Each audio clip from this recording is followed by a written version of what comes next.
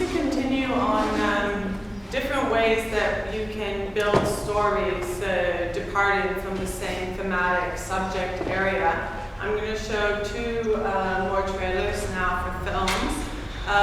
Both of them are about the diamond industry in Africa. And actually the second one is kind of a segue into these conversations about ethics in filmmaking and ethical questions. So this first one is called Bling, a Planet Rock. Planet Rock.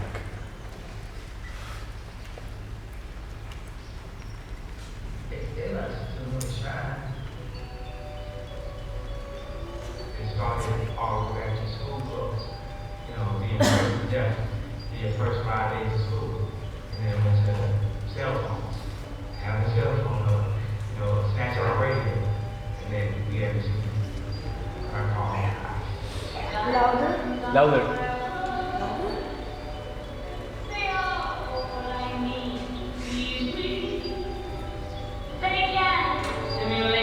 Get that out, you get that car you want. With that leftover change, you gonna go to the gym store and buy it. That was so great.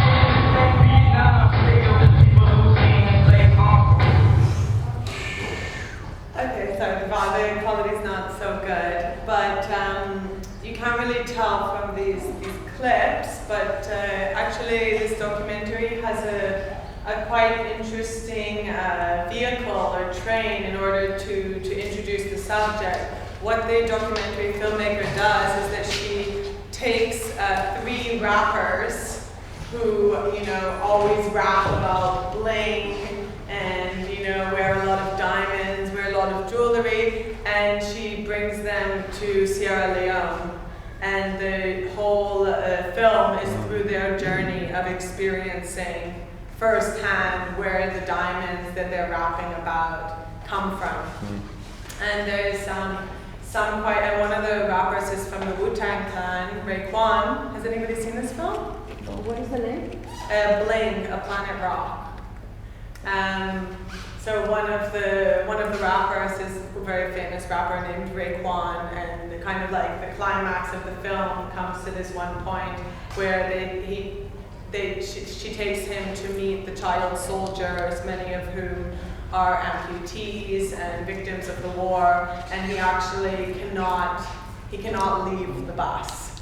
I mean, it's supposed to be like this big moment, at the climax of the film, that it builds up, as we said, to this climax moment of truth, and he's not even able to get out of the bus. So you see this, how he passes through this crisis. And that film was actually funded in part by the United Nations, I think. I forget which organization of the United Nations. But it's a very interesting narrative device, in a sense, in order to really connect as he said, we wear our bling so that we can feel that we have a certain class, so we have a certain place in society, and it's inflicting this on other Black people in Africa. So it was a very powerful vehicle, and it worked really well. And they also use a lot of the music of the rappers and the rap music throughout the film. And I'm going to show you a trailer for another film that came out last year, and this one is in this approach of kind of experimental, satirical documentary film. It's also about the diamond trade. This one is filmed in the Central African Republic, and it's called The Ambassador.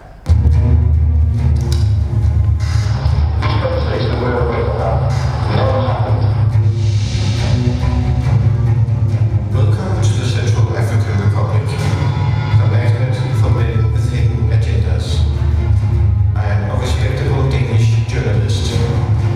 My plan to get a suitcase full of lost diamonds.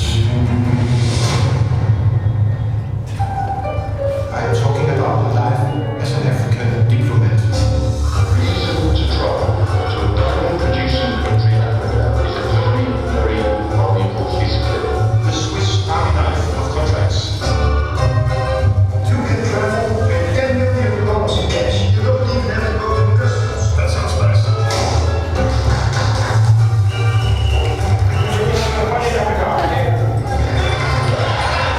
They are always very greedy. Yes, the epitome of happiness.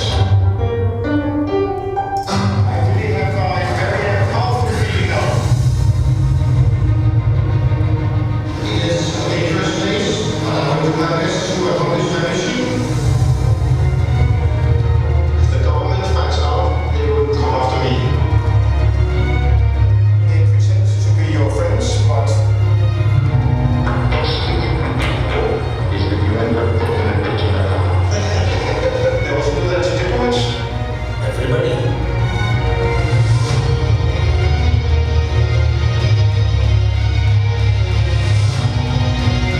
I am in a pretty desperate situation here. Don't be too much detailed. To be friendly, business and politics, what different things can happen.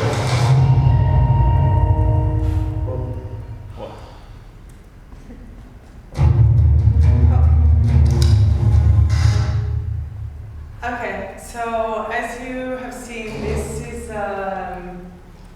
is a film where he takes on this character. He's a very famous Danish journalist. It's not the first film he's made of this satirical type.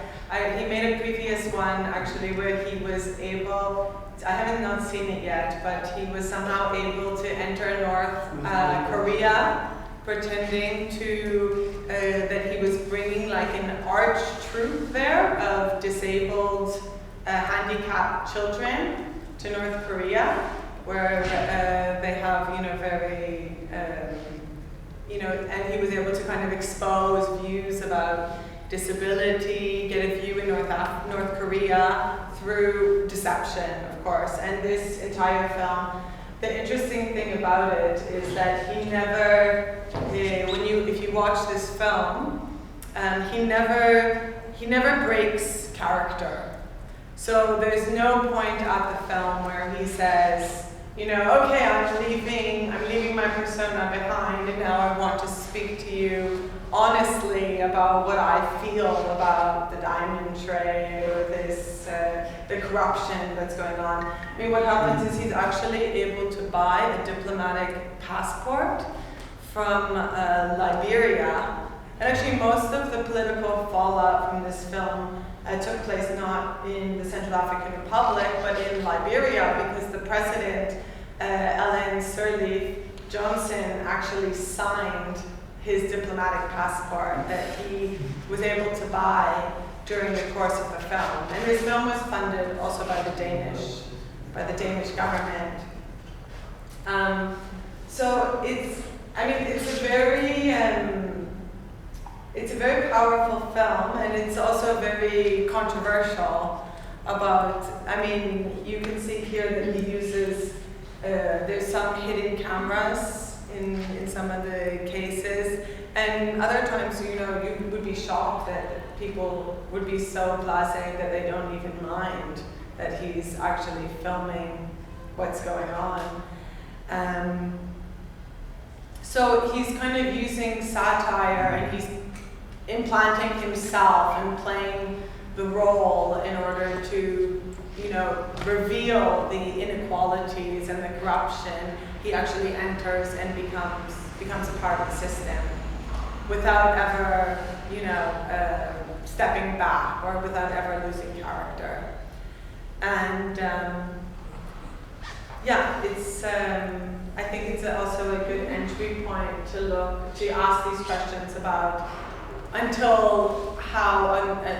regarding the ethics of film. It's like, in what situations is it okay to use these types of deceptions, both for the subjects of the film as well as for the audience? And is it justified to use deception in order to reveal injustice and in order to disarm power structures? So this is, points of debate. A lot of people find this film very, very disturbing because of the sorts of things he engages in. He has like pygmies that he kind of takes on as like his slaves at some point, and it's pretty intense. Did you want to say something? I was just thinking about how propaganda is mostly, how you realize of yourself being part of propaganda and actually being doing propaganda, right? And if you think about it, that it's the strongest way to do propaganda is to actually do the propaganda without knowing that you're doing the propaganda. Some sort of deception towards yourself. This guy is doing that. He's like kind of like deceiving himself. That, like playing the role, like you said. And in a sense, that's important because that's how propaganda works most strongly. Not when you are aware that you're doing propaganda, right? Yeah, and actually in the film about North Korea, You've seen it? Yeah, I've seen it. He doesn't break character, like you say, throughout the film. He plays the whole thing. But later on, he narrates over that and he says, at this point, actually, I deceived myself. And the whole system in which he embroiled himself, he realized when he stepped back that he actually, he was out of control as well. Yeah, exactly. I didn't know this. It's really interesting. I have to watch it. Yeah, this is a bit of this questions of how unethical can you be in order to reveal an injustice or in order to tell a story, in order to make a point? Does it justify the behaviors that he was doing? But that's the thing, is it a matter of being conscious that you are doing? Sometimes you are not, you know what I mean? Like, when you get into the game, you even lose, like, at some point. I mean, but he wrote the film proposal. I'm not talking he about knew what he was going only, to do, and the film was funded by the Danish government. No, I mean, like, if not about him only, but generally for doing propaganda. Can you maybe step out of your own game? I mean, I think the propagandist is, yeah, I mean, they're aware. I think he's trying to make a point. I think he's very conscious about the. Yeah. I think it's a very conscious decision, the tactics that he's using and the approach that he decided to use. Whether it's ethical, that's that's an open question. I mean, some people might not have a problem with this film, but then there's other cases where you might say, well, I have also had, questions. I've also, in the past, you have, perhaps you don't really have the right to interview somebody. They don't really want to be interviewed, or the way you present their interview or their conversation. Filming, as you say, the sorts of pornography, when you're filming suffering in an intrusive way. So there's a lot of ethical questions when you're there with the camera. And the more general question is what is justified to get the story is essentially, I think, the main point that we're seeing in this type of film, right? Do we think it's justified? I mean, I do. I thought it was a great film. But Let's imagine it's not a documentary, right? For example, this is one of the reasons I really like the class of my mentoring in how I was using artistic movies, but not because they were like inventions. They were still presenting a reality that exists. Okay, it was not direct, it was not a matter of ethical issue because it was an artistic movie, but it was still the reality that exists out there in the world. Which so film? Artistic movies, not just documentaries, right? Well, it's different because this is purporting to portray reality. So he's playing a character, but it has real world impacts. Yeah. After this film came out, there was a huge controversy because of Liberia giving him a diplomatic passport. Yeah. So it was a huge foreign relations scandal, and not to mention, the whole thing about buying the diamonds. What is the question of ethics here? What is the problem of ethics here when actually what is done is showing a different... The question is, in which cases can you justify deception to your subjects? And who is your responsibility to when you're making the film? So you have certain responsibilities to the people you're filming, and we can go on, this can be a bit of a spectrum, right? For example, this ambassador would be in one far end of the spectrum, and then the last film I'm going to show you this morning is a example of participatory video, where you're saying, okay, we're actually making the film for the benefit of the subjects. So, there's a big gradient in between. So in this case, who is his responsibility to, right? He's saying, my responsibility is to the truth, and I have no responsibility to these people. I can use any degree of deception because they're unethical. Because this is the only way to get the story. And this is often justified when, for example, we're dealing with a corporation or somebody that you could think, well, there's no way to get the story other than deception. It's the only way. But there's a lot of gray zone in between a subject who you could say deserves absolutely no ethical consideration and a subject that you're totally willing to engage with and say, you can even watch the rough cut or the fine cut of my film, and if you see anything wrong with it, I'll remove whatever you don't want. I want you to be part of the process and for you to have the second say, because I'm very concerned about how you're being represented, because I'm cognizant of the power inequities that you're engaging in as the filmmaker, as the person that's representing the reality because of the economic inequalities between you. So this is these are the questions. It's not, yes, like in Delhi Waste Wars, for example, I have this interview with one of the workers of the city.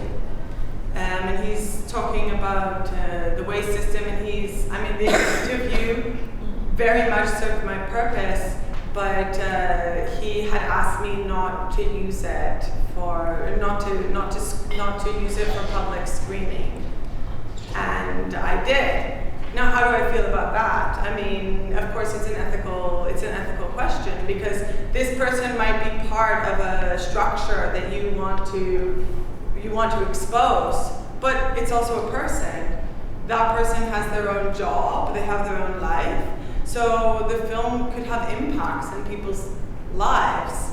And as a filmmaker, you have to, I think, realize that those impacts exist, and then weigh the ethical questions to decide, is it worth it or is it not worth it to ruin somebody's life or to ruin several people's lives. Even this other film, Darwin's Nightmare, I think quite a few of those people that were featured in the film also lost their jobs and had problems after the fact. They were targeted by the government because they spoke out against the country. So when they were participating, when anybody participates in a film, you ask them, which is something in the more like paperwork stuff. Every time you do an interview with somebody, you ask them to sign a consent form. And nobody actually ever reads it, but it says, the filmmaker can basically do whatever they want with my images. So you're handing over a lot of power to the filmmaker to represent you, and you have to balance a bit this responsibility, right? This is questions about where, when do you focus on this responsibility to the subjects, to your employer, if you're working for like a television station or whatever the case is, then you have a certain responsibility also to your employer. Oh, I have to get this story. So your ethical guidelines are more mixed. And I think it's also important to keep into consideration that, also having studied journalism, there's a very strict code of journalistic ethics. And these are often when you work for a journalist, nowadays not as much anymore because they have blogs and so on and so forth. But when you're working for a news outlet, like a newspaper, they have very clear ethical guidelines that your editor will always be cross-checking you to say, this is okay, this is not okay. In journalism, often it's not okay to pay for interviews, or there's some debate about whether you should be paying for interviews, debate about checking sources, so on and so forth. So you have like an editor that's constantly checking you in documentary filmmaking, because it's like, the filmmaker is kind of the auteur and they're in charge. So it's usually up to them to decide what the ethical questions are and where those, where they are. Like this question about payment, for example. Is it wrong to pay people to appear in your documentary? Well, if you're taking time from their other activities that provide them for the basics for living, it's right to pay them, I think. Yeah. Some people... Well, because you're probably going to make a lot of money as the documentary maker, so people are acting or not acting, but appearing. It's a lot of money, though. Not a lot of money. It depends, like this guy who made the Yeah, on a large I'm scale. sure he would. But I think for us it's very close to the question of, should we pay somebody that is an interview for research? No. And how will paying them influence the way they act? This is more important. Once you pay them, then are they going to say, are they more likely to say what they think you want them to say? Are they more likely to feel like, like an actor and so how has that changed the power relationships, so on and so forth? I mean, there's also situations where in ethnographic films where they would be like, okay, we want to document this village or this community, but we don't want to pay them, but we will do a community project. So we're going to build a school or whatever it is and so forth. And then I was reading one case where they went and they built a school in this community. It was an indigenous tribe in Africa. And then they came back some years later and they went to the school and they saw that nobody was in the school and all the kids were working in the farm of the teacher. And they were saying, well, this is actually it's not that uncommon. It's not really uncommon that the students should, it's part of their education that they do some farming at the teacher's house. But let's think about it. I mean, once you think it through, how is even this, which is not even a payment, not even a monetary payment, but just, some community development, how is this already changing or transforming the dynamics in the story that we were already documenting? So there's a lot of different questions over how you should act. And then this whole question of the nature of consent. I mean, do people really know what they're consenting to when you give them one of these consent forms? What are they actually signing away, in these release forms? And then, how much do you have to hide, and how much is it justified hiding and lying to people in order to get the story that you want? You can pretend. It's very common, for example, to pretend that you're sympathetic. I've done this quite often. Is that you're not? I remember when I was filming this Life After Growth film, and I wanted to do an interview with an economist, Beckerman, who wrote a book like Small is Stupid and things like this. So I wanted to get the interview with him, and I thought that he wouldn't do an interview with me if he knew clearly what the perspective of the film is. So I wouldn't say that it was misleading, but when often people will ask you to send them a short proposal about what the film is about. So, you moderate a little bit the framing of the film so that it seems like it's more open and, you maybe are not exactly clear about your opinions, because makes it easier in order to get interviews with non-sympathetic people whose opinions you might not be sympathetic to. So, maybe that's not a big deal, right? Then if I say, okay, let's say I lie and say I'm working for the BBC. Let's say so there's always these little deceptions, little deceptive ways. Performance. It's also like the way you speak to them, like Michael Moore did to the woman. He was openly sympathizing with her, which was a blatant lie in the face of anyone who knows. Like, knows what it's like. So it's a good lie, isn't it? It is the conflict between means and ends. How do you want to get somewhere, but are you ready to compromise with maybe some of the same ethical values that you are supporting in your end product? I don't have an answer. There isn't. I was reading this paper about, they interviewed many filmmakers about the ethics, and most filmmakers said, okay, it has to be on a case-by-case basis, which is easy. It's easy to say. There could be a type of code of ethics. I don't think one exists. There's, the Hippocratic Oath is do no harm. If you actually want to make a difference, if you want to criticize unequal power relations, probably you are going to do some harm, Actually, that might be some of the the point of what you want to do is to harm power. But in the process, you know, individuals will be hurt or could be hurt. So it's not necessarily straightforward. And then there's this whole aspect, as we talked about, as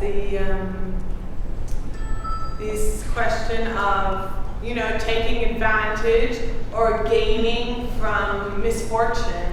So how many documentaries kind of make money off the backs of other people's misfortune, and what are they giving back to those communities? I don't know if you guys have seen this photo that kind of was quite controversial. I think it won a press photo of the year. So it's a 15-year-old girl who was murdered in Brazil. And then after the prize was won, this photo came out, which was, you know, kind of showing all the photographers gathered around her like vultures, and everybody was very critical of the photographer, or the photographers in general, saying, you know, oh, they're so cold. All they care about is getting their shots, and there's this dead woman there, and, you know, this is, you know, should this be the photo of the year? These guys are just profiting off the death of this young woman. So this is obviously other ethical questions that you need to look back into when you're a filmmaker. What are you actually giving back to the people, or how is that going to benefit your subjects? See, this photo should have won the award. That photo should have won the award. The other one? Yeah, the second. Okay, and also, okay, so I'm going to show you, this is I don't know if I'll show the whole thing. Oh, whoops, I keep on forgetting that I have everything. So some of us were discussing this film before, The Act of Killing.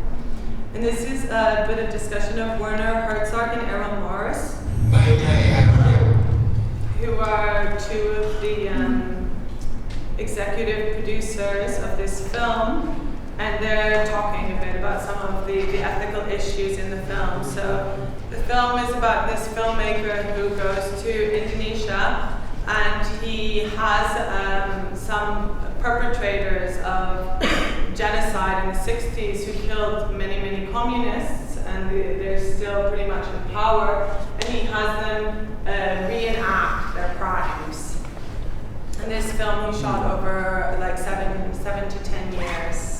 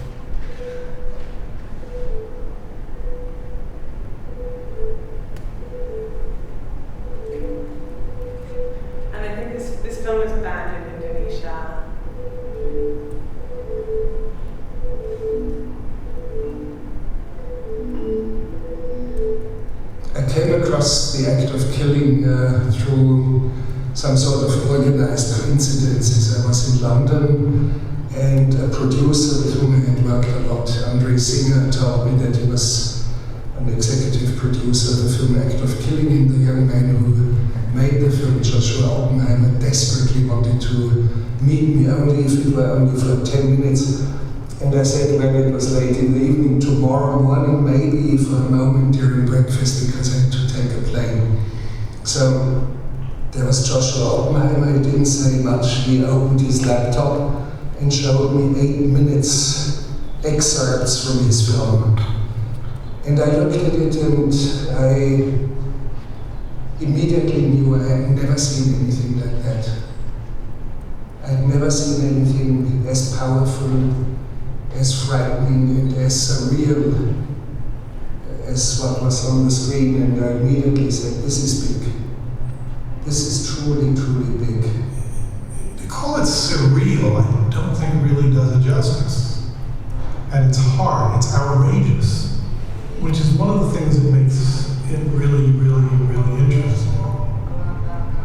Surrealism is something phenomenal in the film. It has never worked in film history, including Buñuel, because it's a superimposed sort of ideology, artistic ideology upon film.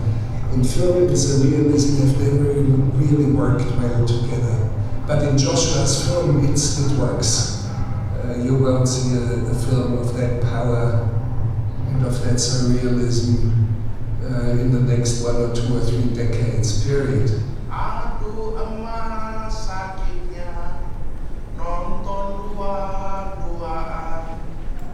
Movies should have mysteries, and this has many mysteries. Why are people repeating their crimes in front of a camera? To what end? And what does that have to tell us about them and about us? Is it all performance? Is it all sham? Is it all about the lies that we tell ourselves in order to keep going day by day? Who is the guilt and shame here? I'm not sure I know. What would we like to be inside us as people versus what really is inside of us? We can go on and on and on and on. It's a strange hole of mirrors. What Josh has done is he's kept it in this strange limbo land between fantasy and reality.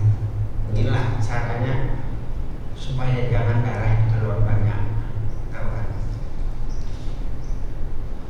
In a way, sometimes I do believe the borderline between documentary and fiction is sometimes blurred in Joshua Oppenheimer's film as well. The amount of stylization, the amount of surrealism, the amount of force, very, very strong hand of a movie director is in it. Saya percaya Tuhan pun juga punya rahasia. Kita sadari harus sekali kita kejar. Oke. Nah, jadi itu yang perlu aku informasikan bahwa macam mana menelannya, mencernanya. Silakan. I believe that documentary filmmaking, and I'm one of the great advocates, has to move away from the pure fact-based movies, because facts per se do not constitute truth. That's a big, big, big mistake. Otherwise, the Manhattan Film Directory would be the book of books. 4 million entries, every single one factually correct. Mr. Jonathan Smith, his address and telephone number can be verified, they're correct. But whether he has nightmares or whether he cries into his pillow each night, we do not know. And that's where filmmaking has to move. I got into an argument with one critic about the act of killing, who said that he knew even less about the genocide in Indonesia after seeing the movie than he did before. And I tried to tell him that whatever documentary is, it's not adult education. Presumably, it's an art form where we are trying to communicate something about the real world. There's a journalistic component, but it's properly considered, to me, journalism plus something more than journalism. You're entering into the idea of something, exploring the what if you commit a terrible crime but you're rewarded for it? What if 40 years pass and the memories of what you did still stay with you? They're resident in memory. What effect does it have on you, if any? Can you commit a terrible crime and pay no penalty? I'm not just simply talking about criminal penalties or legal penalties. I'm talking about psychological penalties. What ultimately is the effect it has on your life, on who you are, and how you see yourself? Which is really at the heart of this movie, which makes it, to me, great. It makes it really compelling. Bagaimana kalau dibawa sederhana untuk diadili di pengadilan internasional? Udah dalam keadaan sekarang? Ya, sekarang. Saya siap. Kenapa? Padahal saya tidak pernah bersalah. Kenapa saya siap? Wah, saya jadi terkenal. Saya bukan siapa-siapa. Saya siap itu. Tolong bikin supaya saya dipanggil itu konferensi Jenewa. There have been first screenings of the film at festivals, and I think in some theaters as well. And what I've seen is that much of the attention focuses on the historical facts, on the historical monstrosity of the crime, but we should not push the film into the corner of a film of political agitation. It would be completely and utterly wrong, and it wouldn't do the film justice. The film has such an enormous scope and caliber that it would really do damage if we only saw the political issue in it. And it's much, much, much more. The way of storytelling, silences, music, movie making, it's great, great movie making. Mungkin ya banyak. Karena di sini tuh banyak manusia yang dihabisi, yang mati yang tidak wajar. Datang sini sehat, sampai di sini dipukul mati. I was very much in favor to keep the end in its complexity and its full length intact, because there were attempts to cut it down to make it shorter, to be a little bit more timid than the rest of the film. And I encourage Joshua very, very strongly, keep the end as it is, keep it in full length. That's something nobody has ever seen in a movie. We won't see that again in the next 50 years. To me, the last scene in it is one of the most powerful things I've ever seen. And I'm left with this strange question. It's a really deep question for me. Is it performance or is it real? And what does it actually mean about him or about us and about our own connection with the past? It's very powerful. And it's powerful because I think it is so inherently ambiguous and strange. So what the fuck is this moment? What is actually going on here? And I can't say that I know. I can't tell you that it's real or isn't real, it's fabricated or isn't fabricated, it's play acting or it isn't play acting. I don't know. And I think for that reason it becomes an amazing moment. Josh maybe is far more optimistic than I am. I think in the sense that maybe he feels we do learn something from experience, that we emerge from all of this somehow more knowledgeable, more self-aware. I take a slightly different view. I think we learn nothing. Itu definisi kejahatan perang, itu buatan orang yang menang. Saya pemenang, saya mesti bikin juga definisi kejahatan perang. Saya tidak perlu ikut definisi secara internasional. Most movies try to kill thinking. They take thought and stick a knife in its back. This is a movie that encourages people to think. As long as this film is alive and it's going to be out there decades from now on, and I won't be around anymore, and the film still is gonna be as a beacon of hope in the entire landscape of documentary filmmaking. It's a big one, and it's gonna stay for a long, long time.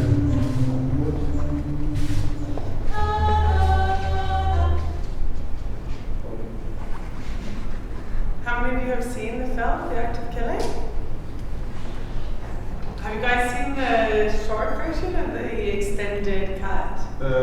Extended. The long one? I've only seen the shorter version. So that film, obviously, also when it was released, underwent a very heavy critiques.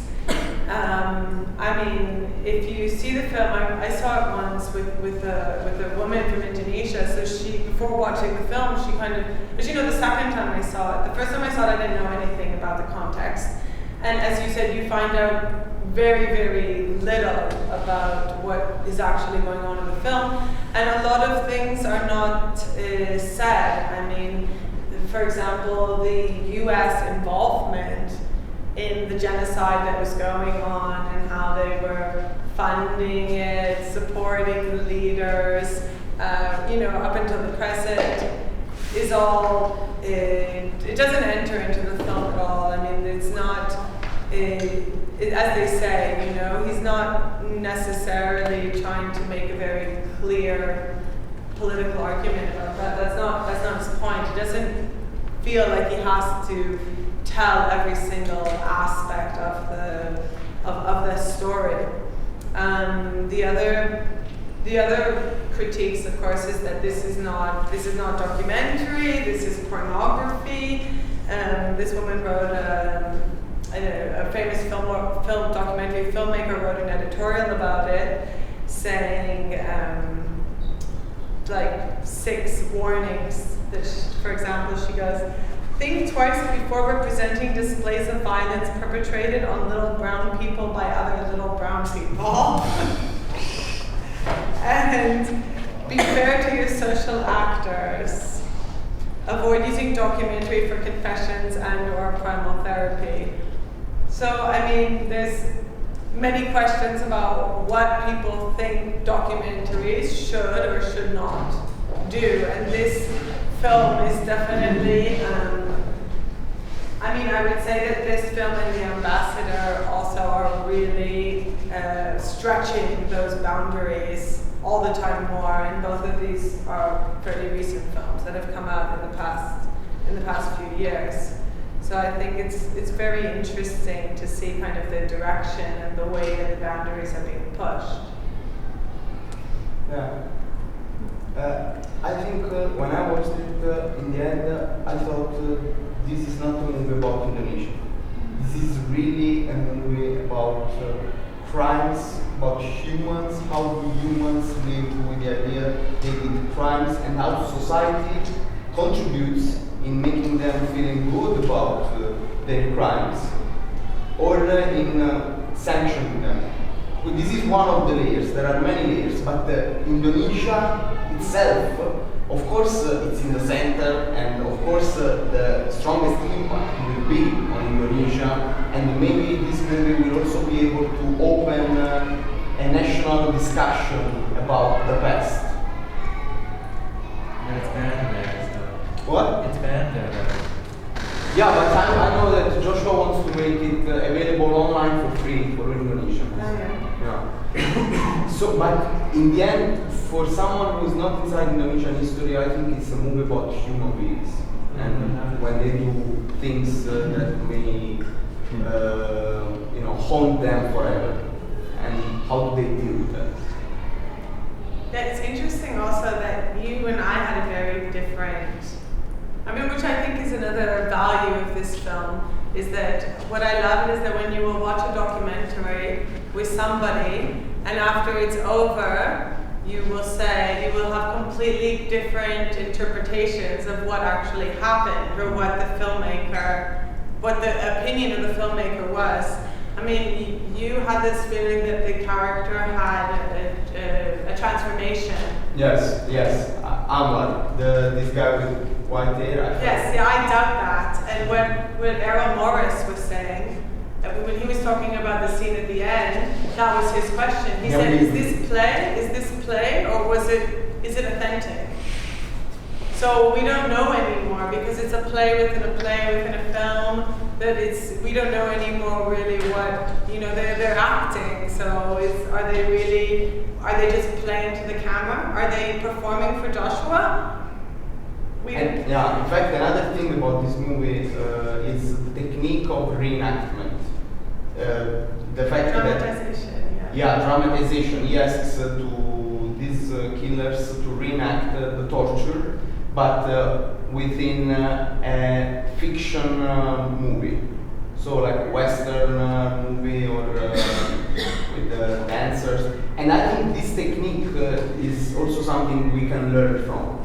Like, in order, we can use also this technique to speak about controversial past events and, maybe it's a tool really to developing documentaries, to use it also in other ways, together with people that want to retell a story that is important at the local or national level and that is not being portrayed well. This is, I think, something useful to work with people in doing documentaries together. Yeah, I mean, dramatization is, in the past actually, you see in TV documentaries, it's quite often, or to re-dramatize events. It's a little bit out of favor doing it the traditional way in documentaries. There's a very famous documentary, Errol Morris. Has anybody seen The Thin Blue Line? Where he does a re-dramatization of a crime story, and in the end he's actually trying to prove that this guy is innocent. One of the focuses of the documentary, and it's re-dramatized kind of like in a film noir style. So it's, it is sometimes used to very, very powerful effect. But this is another question about this documentary and reality. When you're re-dramatizing, is it still a documentary? Well, yeah, if you're trying to represent reality, it can be. Yeah, when I watched the act of killing, I thought, oh my God, it's like the Truth and Reconciliation Act in South Africa after the apartheid, when white people were admitting their crimes and apologizing to victims who graphically explained what happened to them. I thought this film just basically made a documentary of that in another setting. And the thing about the Truth and Reconciliation Act in South Africa is that it's got a really wider relevance than just apartheid or genocide. It's like about the psyche of why are we evil? And it's in this movie as well. It's this idea of what Hannah Arendt called the banality of evil. Mm-hmm. And we always try to figure out why do we do stupid, ridiculous shit that is actually really horrible. I don't know. That's what it spoke to. Or that's how it spoke to me. This film was like, yeah, it's similar to the Truth Commissions in Latin America related to dictatorship. Very recently, there was a famous case in Brazil of one representative that was kidnapped and killed, but we never knew that.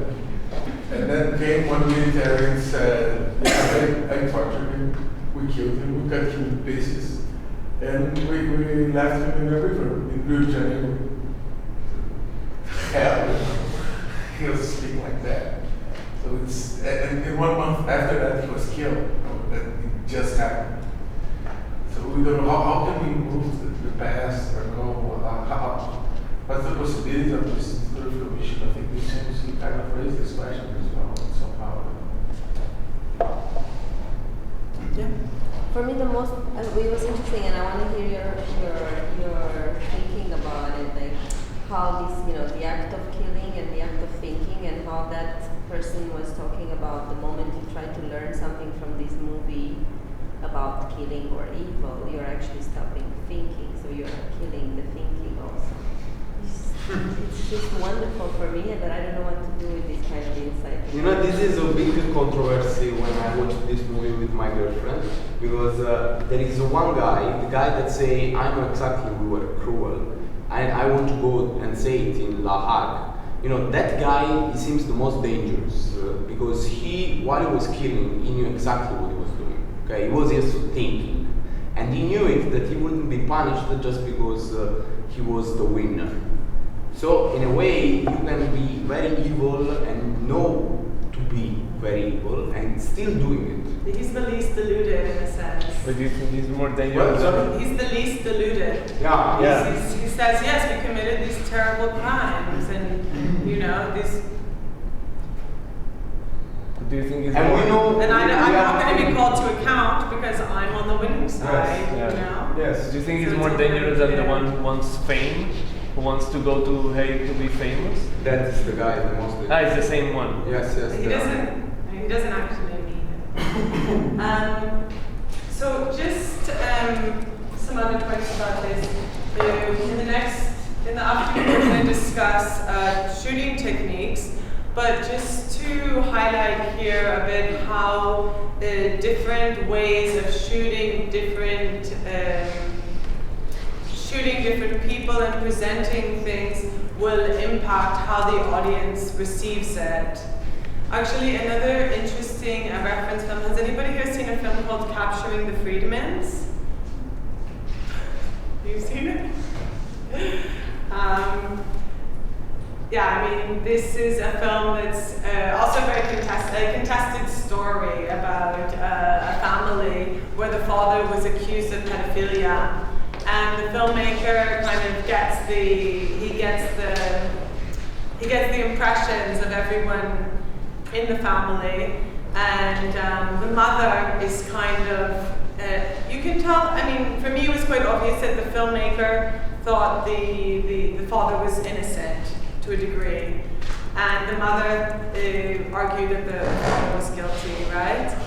And after in the director's cut, you see him showing her the film or showing her the cut, and she's there and she's saying, I didn't say that, when she's watching herself say the words, right? So as a viewer, you kind of think, oh, wait a second, she's deluded, right?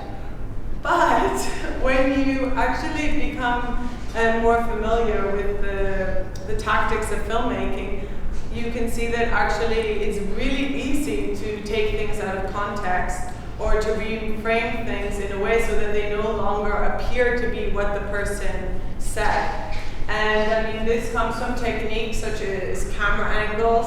I mean, if you want to make somebody look small or have you know, make the audience feel like they're looking down on them, then you can film them from a higher angle. If you want to make them seem great, like in you know, a lot of propaganda films, like the classic is like Triumph of the Will, where she shoots Hitler from the bottom and he seems to be like floating in the air like a god, so it gives a certain amount of authority to the people, where you put them, where they're placed, how different music or lighting impacts how they're presented, and then of course different ways of editing what they actually say. I think before we saw this clip where in Gasland, where the director goes up to somebody and he asks him something and the guy goes, and then it cuts. Well, maybe after that, it took him 2 seconds to think of something, and then he came up with a really brilliant, coherent response. But because you cut him too soon, you are making him seem like a complete idiot, which is what you want to achieve. Same thing could be about letting things go on too long. I think we saw it in another one of the clips where, you know, somebody says something and then you just have them sitting there like kind of thinking, looking down, or like they have nothing to do. So there's so many different ways that you can manipulate or take out of context what people say. And this is also, you know, the power that you have as the filmmaker to shape the reality. not to mention that, I mean, when I edit, for example, you're not supposed to do it, but everybody does it, is that you cut out people's sentences. I mean, I always cut out people's sentences, and because, often people do not speak as concisely as you need them to speak, so you will take out, little sub-clauses in people's sentences. It's very, very common practice, and because you put images on top of people speaking, nobody notices.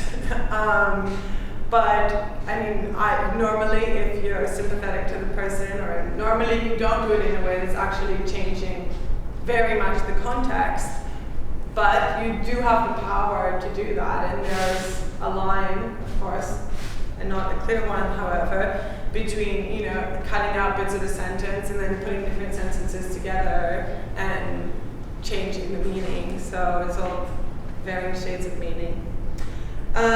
So just moving from the ambassador to an example of participatory video. I guess this is the last one. Okay, here's a few other examples of how different camera motions signify different meanings. We can discuss this a bit more in the next session. So this was kind of the first participatory video process that was at the NFB, and it was the first in a series called Films for Change or something like this. And so the idea was actually to make the film for the community so that the community could use it to discuss their problems. And participatory video is particularly useful in areas where people have low literacy rates. Oops. I loaded it. Maybe it didn't load very well.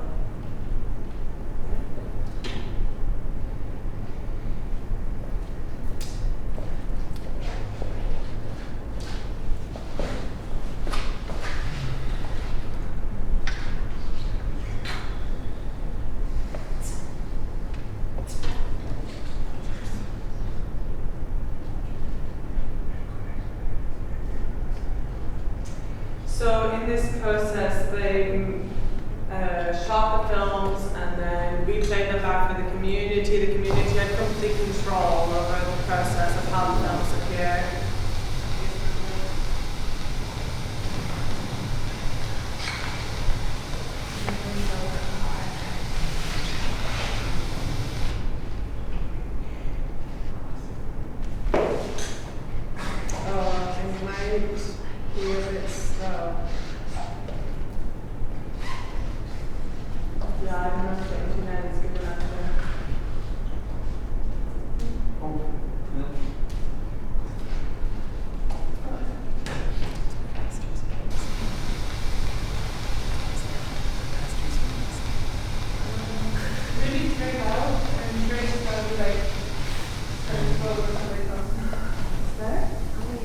Oh, you think it's going to be? Yeah, it's going to be loud. Yeah. I thought I pressed play. Okay, we might have to wait. Okay, so in the meantime, we could watch a bit of it. Does anybody have any other questions or comments or anything else to discuss about these, what we discussed this morning?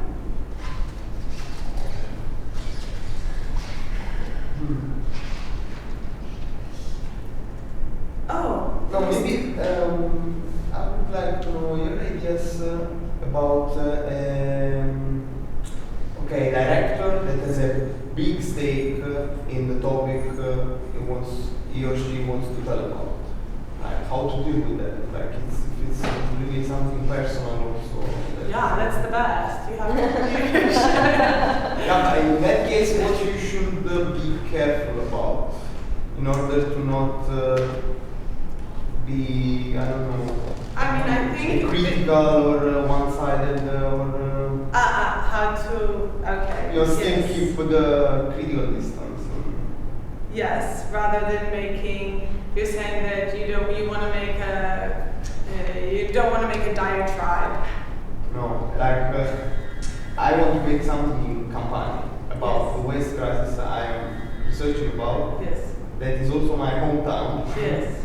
And at the same time, I don't want it to be like a product of a social movement or a product of a highly politicized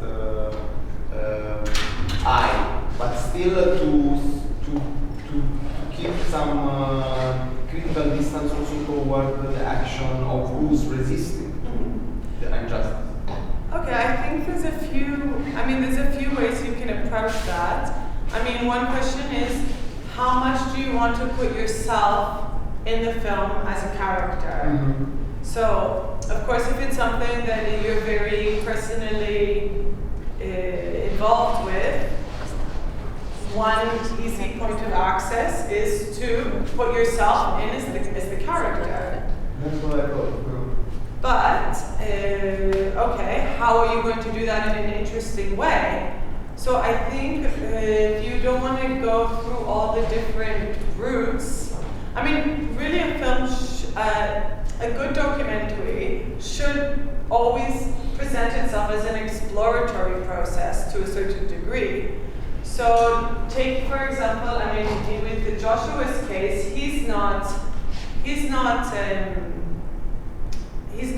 perhaps has a very close connection to Indonesia, but you can see how he had a transformation from the way you said originally that he had gone to Indonesia and he said he wanted to interview the victims, but none of the victims would speak to him. So he said, okay, how do I approach it from the other perspective? And that's what led to him being able to make the film. So I think that you can also ask yourself these questions about what is it that I don't actually know about this story. I think I know everything. I think I'm this big expert and I've analyzed this, in so many different ways.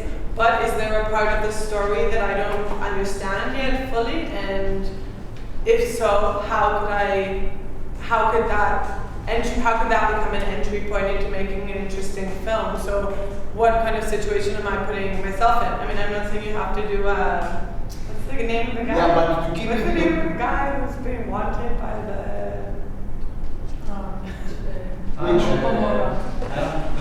Roberto Saviano. Yeah, I'm not saying you have to do Saviano, like go undercover with the waste mafia, but no, but to keep the discovering process also for you as a director. I think that makes it more fresh. Yes. It makes it more fresh for the viewer, so it's not like this is something I already know and let me tell you what I know. Didactically or stuff. No, but more of also you finding out. But I like the idea of putting myself in the document. But in a very, like, I don't know, maybe as a voice only. Voice off, but not explanatory necessarily. Maybe I can also use exactly some poetic take on the issue in some parts. Well, we have this exercise, so I'm going to give out these. So these are questions that you should, so it's a series of questions that will help us structure our planned documentary films. In life, I believe that your life principle concerning this subject, these are the questions. My film will show this in action by exploring blank, mention some situations.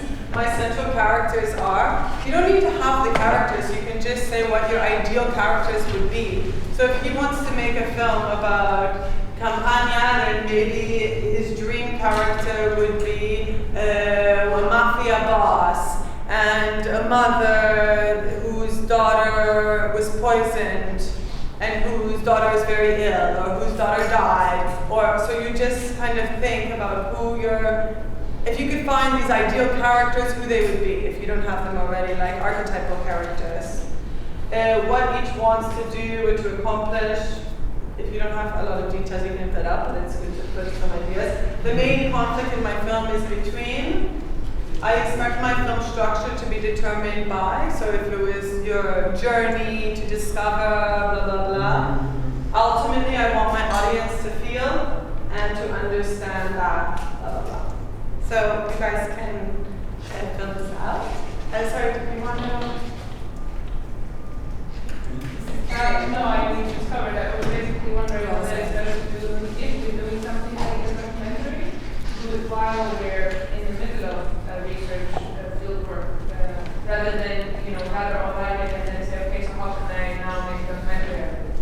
Like before we already know about the issue.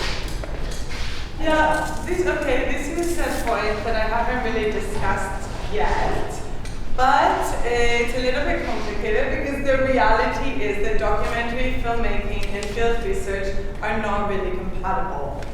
And this is kind of something that I think you'll see a little bit more when I talk about interviewing in a way. I mean, I have done it before, of course, but I definitely don't think it's the best approach. Because it's first of all, it's a different relationship. Second of all, it's very different questions that you ask.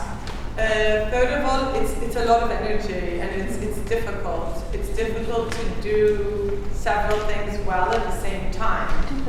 I'm not saying it can't be done, but it's definitely a challenge, and I'm willing to discuss in a bit more detail also how to deal with these types of challenges. I mean, actually, my first I didn't tell you guys, but my first role of documentary filmmaking for political ecologists was, don't do it. No, because it's, well, not political ecologists, but people that are, students that want to do their theses. Because the thing about filmmaking nowadays is that, I guess in the past it was a lot more expensive, so it would take more money. Today it's relatively cheap because we can discuss a bit more equipment, but the equipment is readily available and so on and so forth. But what it does take is a lot of time. So do not underestimate the amount of time it takes to, go through the footage, make the film, and specifically editing, which is why I didn't put any segment here on editing. Because I think if you want to go shoot a film, that's great, but I would highly discourage, again, I don't edit my own films, and I would highly discourage you guys to do it unless you want to kind of devote yourself to that full time, because it's very, very time-intensive work. So many films get shot because it's relatively easy to go and be somewhere and shoot, to grab a lot of images. And it's much more difficult to turn it into a finished product. But isn't true that from a very filming point of view, now not documentary or research, but like movie, it is in the editing room that you actually make it. Like that the editing is the real grammar of the visual images.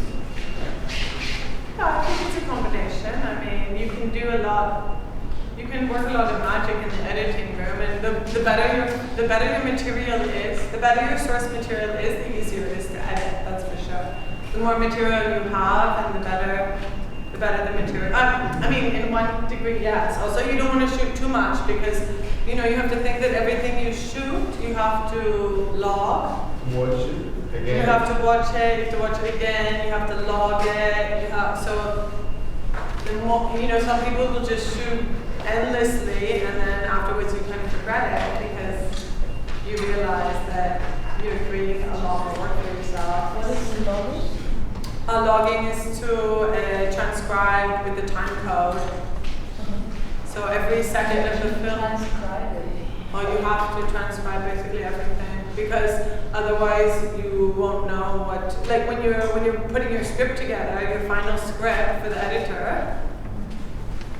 Or for yourself, if you're doing the editing, I mean, you want to know which lines you're going to use, and so you have to watch it, several times, take notes, and transcribe everything with the time code so that you can then say, okay, I want to use this line here, but cut out this part here, and then put that line from here. And basically, you design the sequence of scenes, etc., and then the actual editing is the technical way of putting it together.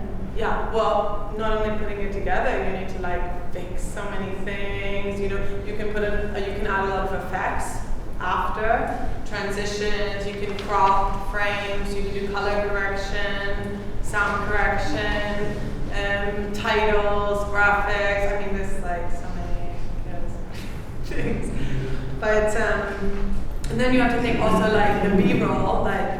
You know, you have several layers of video usually happening at once. So you have people speaking in the interview, but that's really boring. So on top of that, you're always going to put images, cutaways, inserts. So everything needs to be logged. Even beyond just logging the interviews, it's like shot of so and so walking here, picking berries. Good at minute 238.56. 2 minute, blah, blah, blah, blah, blah, because that's the good shot, you know, so that's the thing. Okay, I'll just play a few minutes of this because it still hasn't loaded. Oh, it's not working, so.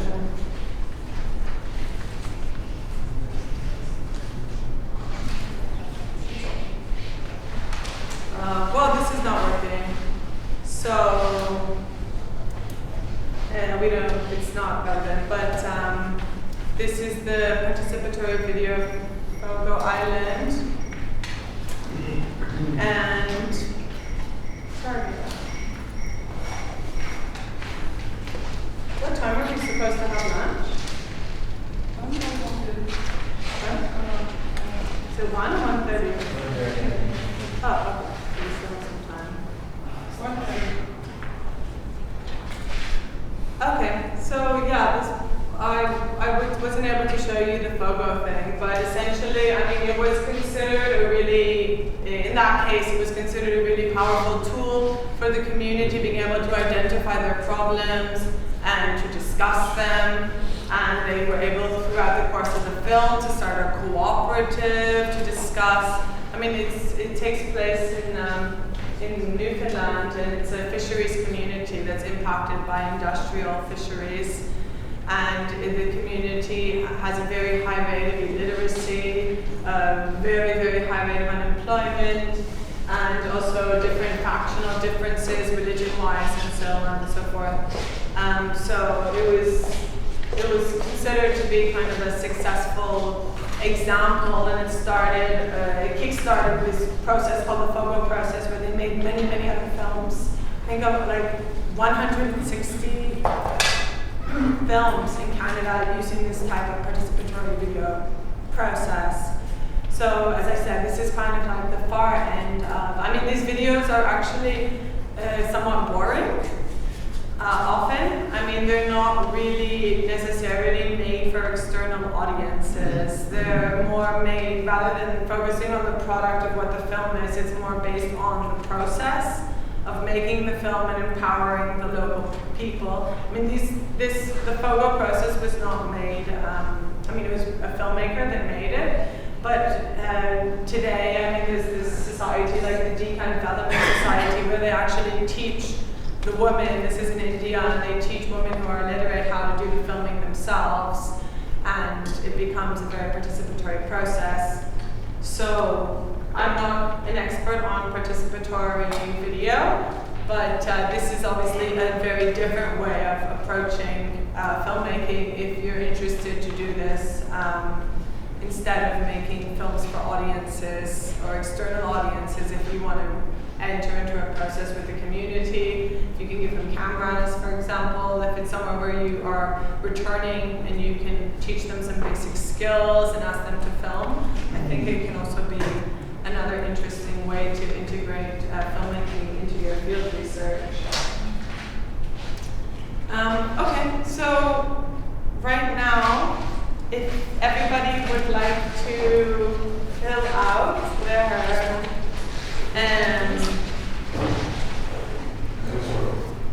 basic premise hypothesis helper.